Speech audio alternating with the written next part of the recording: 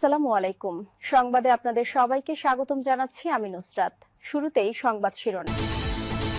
বাংলাদেশের সর্বশেষ গুরুত্বপূর্ণ আপডেট সংবাদে আপনাকে স্বাগত। শুরুতেই সংবাদ শিরোনাম, পরে বিস্তারিত। প্রথমেই জানাবো আমাদের হাতে থাকা সর্বশেষ গুরুত্বপূর্ণ সবথেকে তাজা আপডেট সংবাদ। ময়নাতদন্তের জন্য ওসমান হাদির মরদেহ নেওয়া হয়েছে রাজধানীর সোহরাওয়ার্দী মেডিকেল কলেজ হাসপাতালে।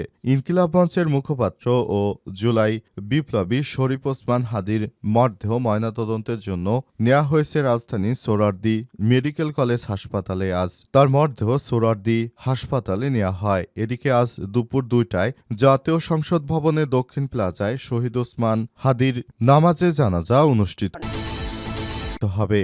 এরপর জানাবো বেরিয়ে এলো ওসমান হাদির হত্যার চাঞ্চল্যকর তথ্য।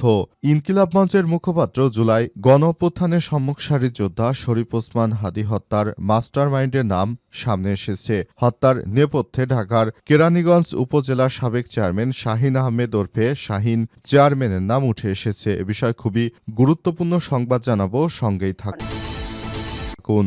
এদিকে এনসিপি থেকে সরে দাঁড়ালেন হাসনাতের সহযোগী নাহিদ ইসলাম। কুমিল্লার দেবিদ্বারে এনসিপির রাজনীতি থেকে সরে দাঁড়ানোর ঘোষণা দিয়েছেন হাসনাত আবদুল্লাহর সহযোগী মোহাম্মদ নাজমুল হাসান নাহিদ। 5 আগস্টের পর থেকে এনসিপির মুখ্য সংগঠক হাসনাত আবদুল্লাহর সঙ্গে সব কর্মসূচিতে সক্রিয় দেখা গেছে তাকে, কিন্তু বর্তমানে তিনি এনসিপির রাজনীতি থেকে সরে দাঁড়ানোর বিষয়ে তার ফেসবুকের মাধ্যমে ঘোষণা দিয়েছেন।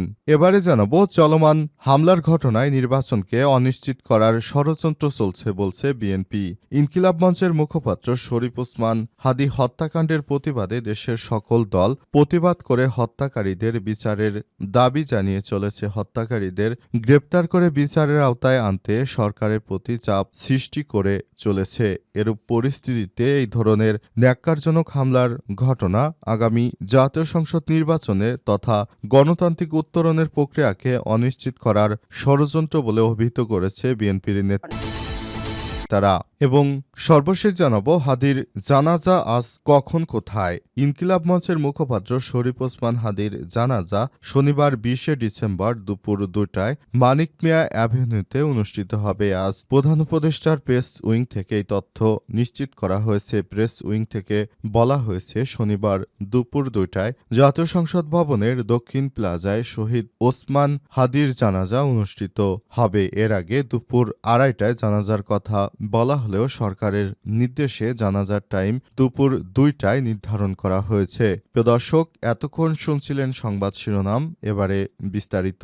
তবে তার আগে বন্ধুরা অনুরোধ থাকবে এই সংবাদটিতে একটি লাইক দিন। এই চ্যানেলে আপনি নতুন হয়ে থাকলে আমাদের সংবাদটি দেখতে দেখতে চ্যানেলটি সাবস্ক্রাইব করে রাখুন। কমেন্ট করে বন্ধুরা আপনার মূল্যবান মতামত জানিয়ে দিন আপনি বিশ্বের কোন দেশ থেকে বা বাংলাদেশের কোন স্থান থেকে আমাদের সংবাদটি দেখছেন এবং শুনছেন। আর বন্ধুরা সংবাদটি আপনার সোশ্যাল মিডিয়া ফেসবুকে শেয়ার করে বন্ধুদেরও দেখার সুযোগ করে দিন। গাজাযুদ্ধে আপনি যদি নিরীহ ফিলিস্তিনিদের ভালোবেসে থাকেন কমেন্টে ইয়েস লিখে বিশ্ববাসীকে জানিয়ে দিন। এবারে বিস্তারিত। ময়নাতদন্তের জন্য ওসমান হাদির মরদেহ নেওয়া হয়েছে সোহরাওয়ার্দী মেডিকেল কলেজ হাসপাতালে। ইনকিলাব মঞ্চের মুখপাত্র জুলাই বিপ্লবী শরীফ ওসমান হাদির মরদেহ ময়নাতদন্তের জন্য নেওয়া হয়েছে রাজধানীর সোহরাওয়ার্দী মেডিকেল কলেজ হাসপাতালে। শনিবার 20 ডিসেম্বর সকাল 9:30টার দিকে তার মরদেহ হোসেন শহীদ সোহরাওয়ার্দী হাসপাতালে নেওয়া হয়েছে। এদিকে আজ দুপুর 2টায় জাতীয় সংসদ ভবনে দক্ষিণ প্লাজায় শহীদ ওসমান হাদির নামাজে জানাজা অনুষ্ঠিত হবে। প্রধান উপদেষ্টার প্রেস উইং জানিয়েছে শহীদ ওসমান হাদির নামাজের জানাজায় অংশগ্রহণের আগ্রহীদের কোনো প্রকার ব্যাগ বা ভারী বস্তু বহন না করার জন্য বিশেষভাবে অনুরোধ জানানো হয়েছে। একই সঙ্গে এই সময় সংসদ ভবন এবং এর আশপাশের এলাকায় ড্রোন ওড়ানো সম্পূর্ণ নিষিদ্ধ করা হয়েছে। ওসমান হাদির মৃত্যুতে আজ একদিনে রাষ্ট্রীয় শোক পালন করা হচ্ছে। এ উপলক্ষে দেশে সব সরকারি আধা সরকারি স্বায়ত্তশাসিত প্রতিষ্ঠান, শিক্ষা প্রতিষ্ঠান সহ বিদেশি বাংলাদেশি মিশনগুলোতেও অর্ধনমিত থাকবে জাতীয় পতাকা। এর আগে বৃহস্পতিবার 18 ডিসেম্বর রাতে জাতির উদ্দেশ্যে দেওয়া ভাষণে ওসমান হাদির মৃত্যুতে একদিনের এই রাষ্ট্রীয় শোক পালনের ঘোষণা দেন অন্তর্বর্তীকালীন সরকারের প্রধান উপদেষ্টা অধ্যাপক ড. মোহাম্মদ ইউনূসের সরকার এবং তিনি নতুন বাংলাদেশ গড়ে তোলার জন্য বদ্ধপরিকর। বেড়ে এলো ওসমান হাদি হত্যার চাঞ্চল্যকর তথ্য। ইনকিলাব মঞ্চের মুখপাত্র এবং জুলাই গণ অভ্যুত্থানের সম্মুখ সারির যোদ্ধা শরীফ ওসমান হাদি হত্যার মাস্টার মাইন্ডের নাম এসেছে।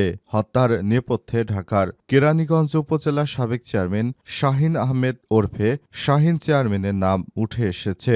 গোয়েন্দা সূত্রের দাবি, কিলিং মিশন বাস্তবায়নে অর্থ এবং অস্ত্রের যোগানদাতা ছিলেন তিনি নিজে। এছাড়াও চাঞ্চল্যকর এই হত্যাকাণ্ডে শাহিন চেয়ারম্যানের সহযোগী হিসেবে আরও কয়েকজনের যোগসূত্রতা জানতে পেরেছে তদন্ত সংশ্লিষ্টরা, যাদের কয়েকজন নিষিদ্ধ ঘোষিত ছাত্রলীগ নেতা। যুগান্তরকে এমন তথ্য নিশ্চিত করেছে গোয়েন্দা সংস্থার দায়িত্বশীল একটি সূত্র জানিয়েছেন, শাহিন চেয়ারম্যান ছাড়াও হত্যাকাণ্ডের সঙ্গে জড়িত সন্দেহে গোপালগঞ্জ জেলা ছাত্রলীগের সাবেক সভাপতি আব্দুল হামিদকে হন্যে হয়ে খুঁজছে পুলিশ। প্রাপ্ত তথ্য অনুযায়ী হাদির উপর হামলার পর ঘাতকদের ঢাকা থেকে সীমান্ত পর্যন্ত পালিয়ে যেতে সহায়তা করেছে এই হামিদ। জুলাই বিপ্লবে শরীফ ওসমান হাদির ভূমিকা এবং গত বছর ৫ই আগস্টের পর থেকে তার বিভিন্ন বক্তব্য সামগ্রিক হত্যাকাণ্ডে ফ্যাসিস্ট আওয়ামী লীগ চরম ক্ষুব্ধ ছিল।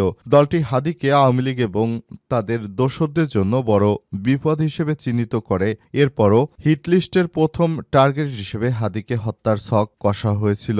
জানা যায়, শাহিন আহমেদ দীর্ঘদিন ঢাকা দক্ষিণ কেরানীগঞ্জ থানা আওয়ামী লীগের সভাপতি ছিলেন। তবে মাফিয়া ডন হিসেবে বেশি পরিচিত শেখ হাসিনার আমলে তিনি ছিলেন সাবেক বিদ্যুৎ ও জ্বালানি প্রতিমন্ত্রী নসরুল হামিদ বিপুর ডানহাত। চিহ্নিত সন্ত্রাসী ও অস্ত্রধারী হিসেবে তার নাম পুলিশের খাতায় অনেক আগে থেকে তালিকাভুক্ত ছিল। বহুবিধ সন্ত্রাসী কর্মকাণ্ডে যুক্ত থাকলেও তিনি ছিলেন ধরাছোঁয়ার বাইরে, বরং প্রশাসন তাকে সমীহ করে চলত। এসব প্রভাব প্রতিপত্তি কাজে লাগিয়ে তিনি একাধারে উপজেলা চেয়ারম্যান নির্বাচিত হন। স্থানীয়রা জানায়, ৫ আগস্টের পদ পরিবর্তনের পর প্রভাবশালী আওয়ামী লীগ নেতাদের অনেকের মতো শাহিন চেয়ারম্যানও সীমান্ত পার হয়ে ভারতে পালিয়ে যেতে সক্ষম হন। সেখানে পলাতক অবস্থায় তিনি দীর্ঘদিন চুপচাপ থাকলেও গত ৩ থেকে ৪ মাস থেকে খোলস ছেড়ে পুরনো চেহারায় আবির্ভূত হয়েছেন। সম্প্রতি তিনি দেশের মধ্য আওয়ামী লীগের হিটলিস্ট প্ল্যান বাস্তবায়ন করতে বিভিন্ন অ্যাপসে মুঠোফোন থেকে থাকা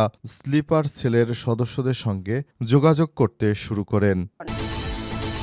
এনসিপি থেকে সরে দাঁড়ালেন হাসনাতের সহযোগী নাহিদ। কুমিল্লার দেবিদ্বারে এনসিপির রাজনীতি থেকে সরে দাঁড়ানোর ঘোষণা দিয়েছেন হাসনাত আব্দুল্লাহর সহযোগী মোহাম্মদ নাজমুল হাসান নাহিদ। ৫ আগস্টের পর থেকে এনসিপির মুখ্য সংগঠক হাসনাত আব্দুল্লাহর সঙ্গে কর্মসূচিতে সক্রিয় দেখা গেছে তাকে। নাজমুল হাসান জাহিদ জাতীয় যুবশক্তির কেন্দ্রীয় সংগঠক ও দেবিদ্বার উপজেলার সদরের ছোট আলমপুর এলাকার বাসিন্দা। সম্প্রতি নিজ সংগঠন যুবশক্তি নাহিদের বিরুদ্ধে কারণ দর্শানো নোটিশ জারি করে এতে তিনি নিজের ফেসবুকে রাজনৈতিক কার্যক্রম থেকে সরে দাঁড়ানোর ঘোষণা দেন। সোমবার ১৯ ডিসেম্বর রাতে নিজের ভেরিফাইড ফেসবুক আইডিতে দেওয়া এক ঘোষণায় নাজমুল হাসান নাহিদ জানান, এই মুহূর্ত থেকে এনসিপির সব রাজনৈতিক কার্যক্রম থেকে স্বেচ্ছায় নিজেকে সম্পূর্ণভাবে সরিয়ে নিচ্ছি। প্রয়োজনে আমাকে কেউ প্রশ্ন করতে পারেন। অন্য একটি পোস্টে তিনি আরও লিখেছেন, সম্মানের জায়গা যেখানে নেই সেখানে পলিটিক্স করতে আমি নাহিদ আগ্রহী না। এর আগে জাতীয় যুবশক্তি কেন্দ্রীয় আহ্বায়ক কমিটির পক্ষ থেকে তাকে কারণ দর্শানো নোটিশ দেওয়া হয়। নোটিশে দেবিদ্বার উপজেলা কমিটি গঠনে স্বেচ্ছাচারিতা, সাংগঠনিক শৃঙ্খলাভঙ্গ এবং সংগঠনের ভাবমূর্তি ক্ষুণ্ণ করার অভিযোগ আনা হয়। অভিযোগের বিষয়ে ২৪ ঘণ্টার মধ্যে লিখিত ব্যাখ্যা দিতে নির্দেশ দেওয়া হয়েছে। চলমান হামলার ঘটনায় নির্বাচনকে অনিশ্চিত করার ষড়যন্ত্র বলছে বিএনপি। চলমান হাদির উপর হামলার ঘটনা বিএনপি বলছে এটা নাকি নির্বাচনকে বানচালে ষড়যন্ত্র করা হচ্ছে, কিন্তু প্রকৃতপক্ষে এটা শুধুমাত্র টার্গেট করা হচ্ছে যারা বিপ্লবী ছিল তাদেরকে টার্গেট করার মাধ্যমে তারা বাংলাদেশের প্রতিটি জায়গায় যারা বিপ্লবী রয়েছে তাদের বিরুদ্ধে অবস্থান গ্রহণ করছে। এই ঘটনায় কোনোভাবেই তাদের এই ধরনের বিষয়গুলো মেনে নেওয়া যায় না। সরকারের পক্ষ থেকে বলা হয়েছে যে এবারের নির্বাচন হবে ইতিহাসে সবথেকে ভালো মানের একটি সুষ্ঠু নির্বাচন। তবে নির্বাচনটাকে সুষ্ঠু ও সুন্দর করার জন্য পুরো বাংলাদেশ সবকিছু ঠিক করতে চায় এবং অন্তর্বর্তীকালীন সরকারের প্রধান উপদেষ্টা প্রফেসর ডক্টর মোহাম্মদ ইউনূসের সরকার নতুন বাংলাদেশ গড়ে তুলতে চায়। সেই ব্যাপারটি নিয়ে সবাইকে আরও বেশি কাজ করতে হবে। দেশের প্রতিটি জায়গায় জায়গায় মানুষকে বাংলাদেশটাকে সুন্দরভাবে সাজিয়ে গুছিয়ে তোলার জন্য